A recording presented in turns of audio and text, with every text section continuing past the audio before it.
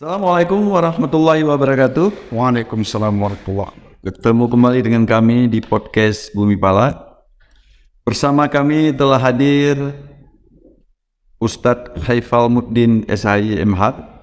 Beliau adalah Ketua Komisi C Bidang Dakwah pada Majelis Permusyawaratan Ulama Kabupaten Aceh Selatan.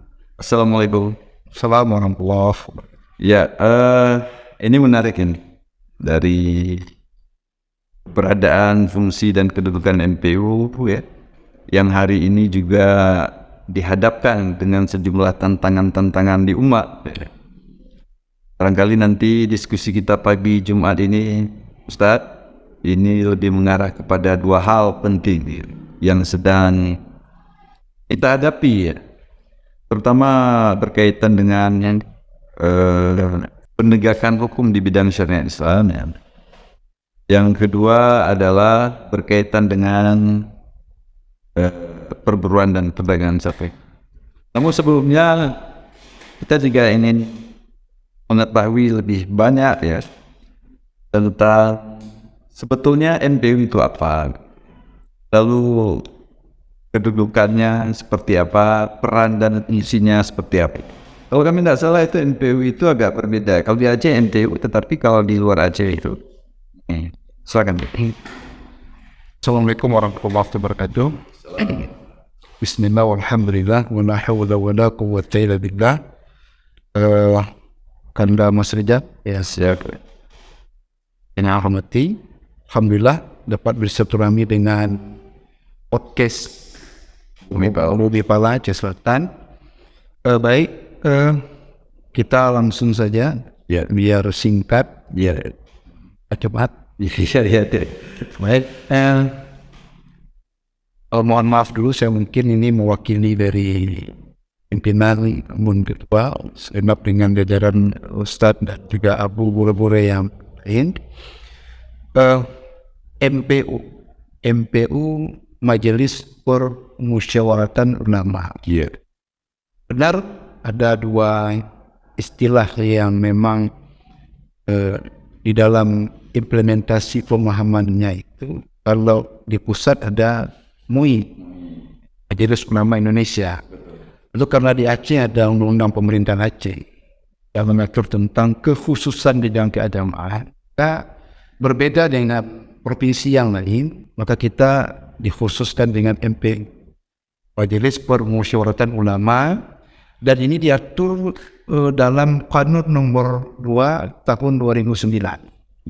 Ya, ada MPU Provinsi Aceh, kemudian ada MPU Kabupaten atau Kota se-Aceh. Nah, mungkin di sini domainnya saya adalah MPU Kabupaten Aceh Selatan. Ya. Baik, mungkin pemirsa yang mendengar juga perlu disimak dengan seksama agar tidak terjadi kegagalan dalam pemahaman. Ya, terus jadi MPU yang diatur di dalam Kanun nomor 2 tahun 2009 itu ada punya wewenang, kedudukan, dan fungsi. Kalau untuk khusus kabupaten, dan hal ini sama semuanya, Aceh Selatan juga kabupaten yang lain, ini tugas kita ini secara bahasa awam saja. Ya, satu adalah memberikan pertimbangan kepada pemerintahan kabupaten atau kota. Memberikan pertimbangan. Ini yang pertama. Yang kedua, menjalankan dan mengawal fatwa-fatwa yang dikeluarkan oleh MPU Provinsi Aceh. Jadi di sini MPU Kabupaten Kota tidak ada wewenang di dalam mengeluarkan fatwa tentang apakah ibadah, akidah, fatwa liar. Ya, Kemudian juga pernah PUPG yang juga dulu sempat menjadi viral sekali. Nah, di sini kita tugasnya itu, pemirsa yang mungkin mendengar kegiatan ini. Nah, dalam hal ini memberikan pertimbangan kepada pemerintah kabupaten kota, tidak hanya kepada eksekutif, tapi juga kepada DPRK di BRK ya. sebagai dewan yang terhormat di dalam kebijakan. Nah, pertimbangan-pertimbangan yang kita berikan itu nuansanya tetap dalam koridor syariat Islam. Misalnya pembangunan ekonomi umat, pelaksanaan ibadah umat, kemudian juga termasuk mengawal fatwa-fatwa tentang itu, seperti misalnya wisata halal. Nah, ini yang menarik ya. Wisata halal dalam kanun misalnya dalam fatwa nomor 7 tahun 2014. Nah, ini yang menjadi tugas kita. Nah, pertimbangan-pertimbangan yang kita berikan itu ya bisa dalam bentuk tausiah. Kemudian juga rekomendasi Pak Mas kepada pemerintahan kabupaten kota, dalam ini mungkin khusus Aceh Selatan misalnya. Ya, dan hal ini mungkin sudah banyak ya.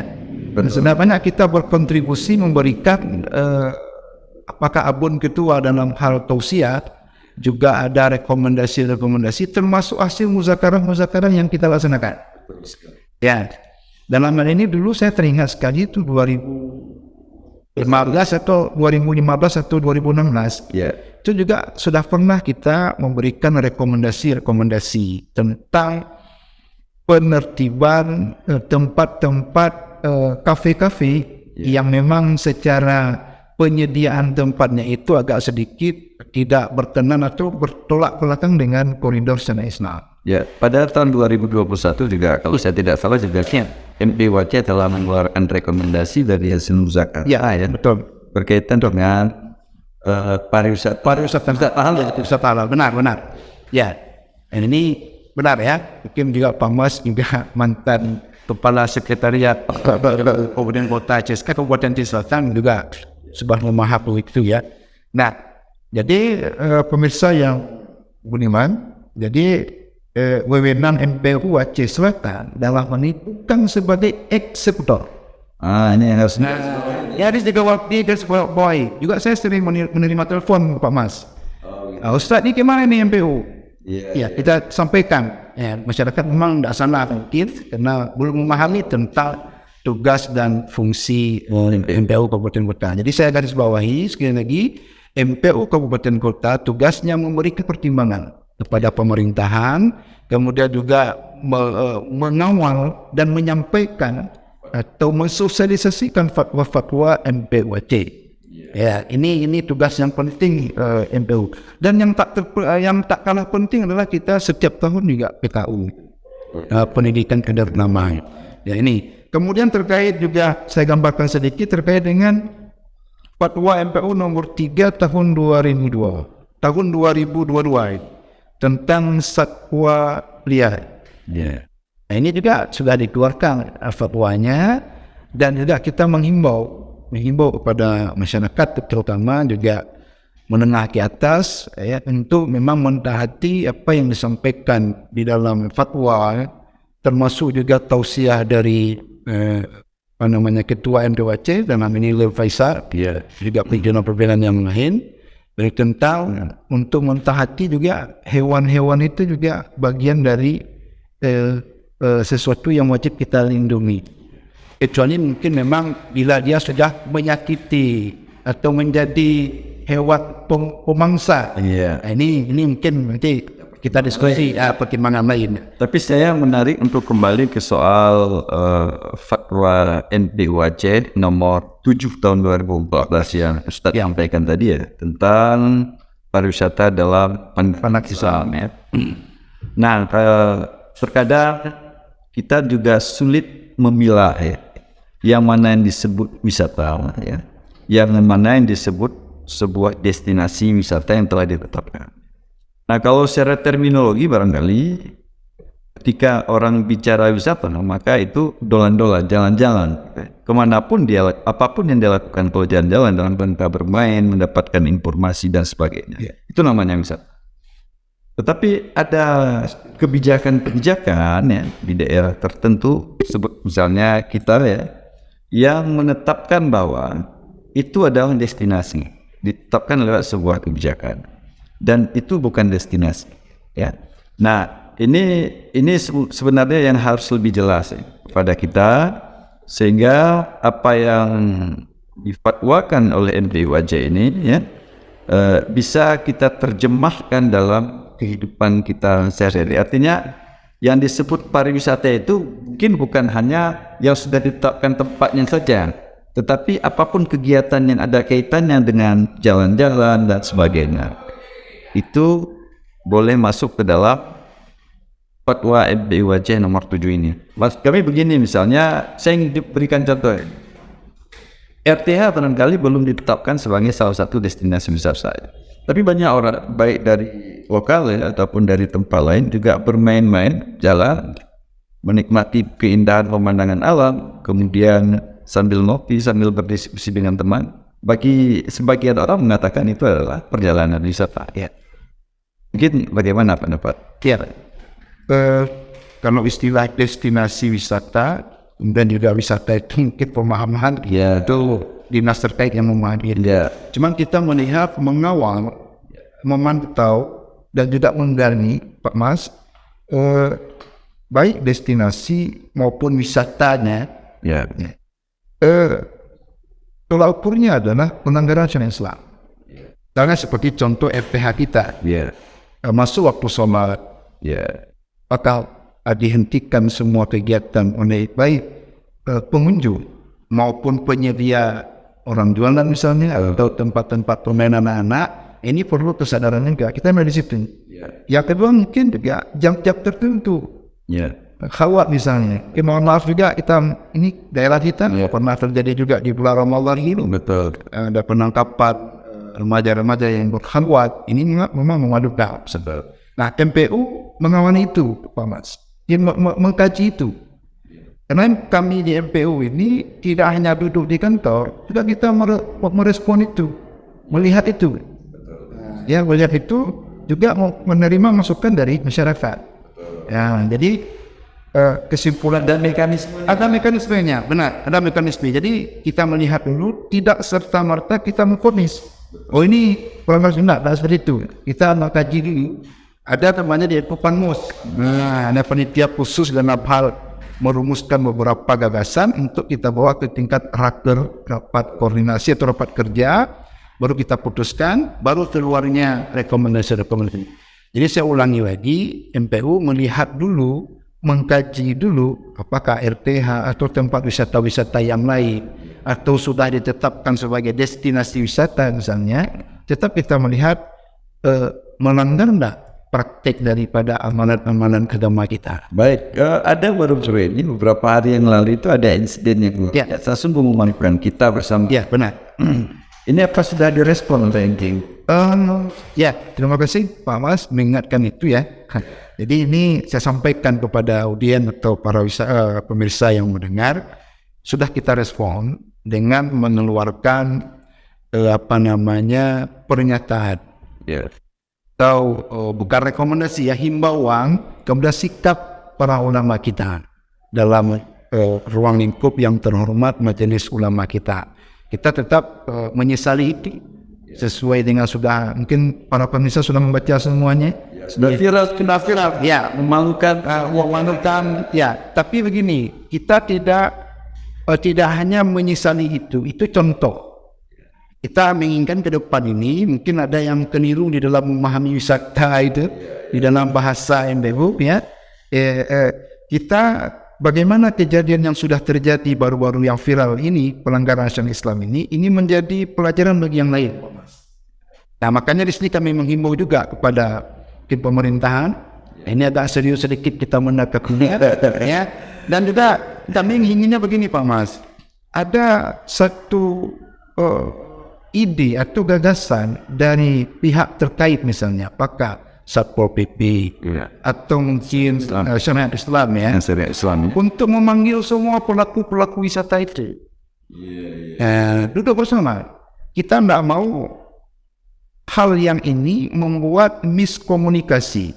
Nanti ada masyarakat yang gagal paham kepada MPU. Ada masyarakat yang gagal paham nanti kepada pemerintahan kabupaten. Karena kita sifatnya tetap menjaga nih Pak Mas.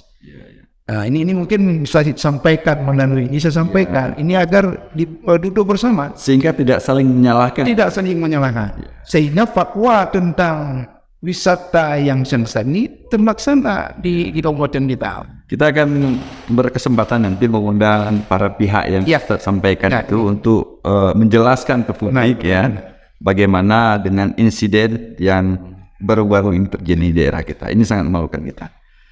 Saya ingin lebih lanjut yang fatwa terbaru tadi ya berkaitan dengan perburuan dan perdagangan satwa liar menurut perspektif syariat Islam ya.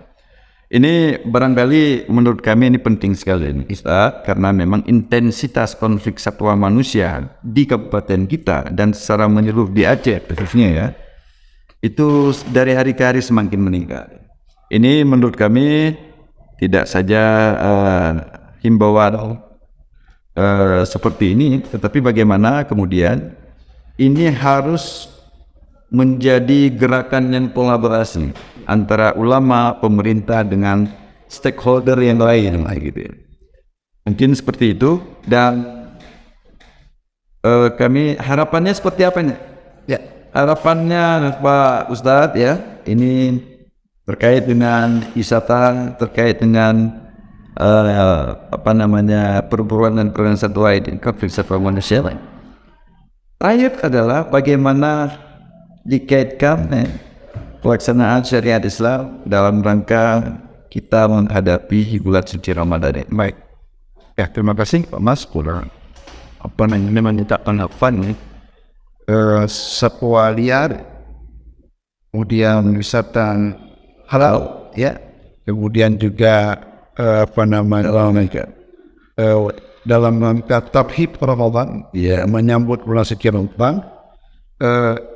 Mungkin tidak hanya sebatas kita bicara, tapi ini harus memang betul-betul ada actionnya, Pak. Oh gitu. MPU siap menerima kerjasama yang baik. Misalnya begini, kita lakukan ini kan ada momentum khutbah Jumat. Ya itu. Atau kita boleh berkampanye halal. Ini ya, kita kampanye halal dengan berkolaborasi dengan para ulama, ya, stakeholder terkait yang lainnya, apakah Dinas Islam, Satpol PP, WH, lingkungan hidup. Ini kan Dinas Pariwisata. Ini kita turun untuk di setiap tempat wisata boleh saja. Kita menyampaikan ini, walaupun MPU sudah menyampaikan ini lewat khutbah Jumat, lewat majelis ta'lim, atau dulu saya ingat juga dari riset, ada kita buat konsep khutbah, konsep ceramah selama Ramadan ini menjadi sosialisasi kita, Pak Mas. Saya rasa ini harus tahap sosialisasi harus ya. Tapi paling tidak jangka pendek ini menyebut Ramadan, ini kan maka kita bakti sosial bersama. Dengan menghadirkan pemerintah daerah, bakti sosial di tempat-tempat tertentu, misalnya yang kita anggap memang rawan untuk pembuangan sampah. Yang kemudian nanti juga ada kampanye lingkungan secara Islam. Tapi siap menerima itu, Pak Mas? Siap. Nanti kita sampaikan ke Ketua Abot dalam halnya. Ya, terima kasih Ustaz. Ini luar biasa bahwa dalam rangka menyambut bulan suci Ramadan ini, kita bersama tentu bersepakat dalam memastikan ya bahwa pelanggaran syariat Islam itu tidak terjadi ya. Kemudian juga bagaimana kita bisa meminimalkan ya dampak dari konflik manusia satwa yang intensitasnya semakin tinggi, semakin banyak pihak yang dirugikan. Dan terakhir barangkali kita juga harus mengisi bulan suci Ramadan ini dengan kegiatan-kegiatan yang syar'i, yang bermanfaat untuk meningkatkan ibadah kita kepada Allah Subhanahu wa taala. Sekali lagi terima kasih Ustaz. Terima kasih atas kehadirannya dan jangan lupa like, subscribe, dan share. Dan terakhir kami mohon maaf. Assalamualaikum warahmatullahi wabarakatuh. Waalaikumsalam warahmatullahi wabarakatuh.